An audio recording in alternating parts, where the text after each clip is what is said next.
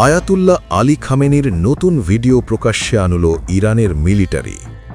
এবার ইরানের মিলিটারি খামেনির এমন একটি ভিডিও প্রকাশ করেছে যা রীতিমতো তার বেঁচে থাকারই প্রমাণ বলে মনে করছেন অনেকেই।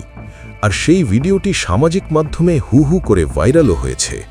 ভিডিওটিতে দেখা গেছে একদল কন্যা শিশু আলী খামেনির জন্য অপেক্ষা করছিল, আর তিনি শিশুদের মাঝে আসতেই উল্লাসে মেতে ওঠে শিশুরা।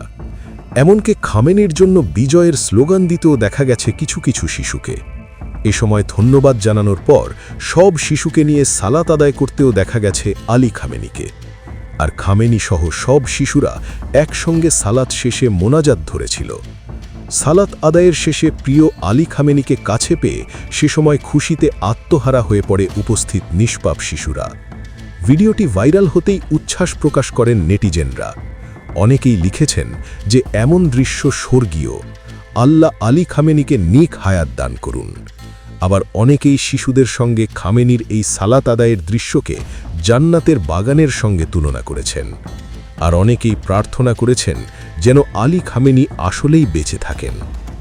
এছাড়াও এই ভিডিও প্রকাশ হতেই ধারণা করা হচ্ছে যে আসলেই বেঁচে আছেন তাদের প্রিয় আয়াতুল্লাহ আলী খামেনি, যদিও এর সত্যতা সময়ই বলে দেবে।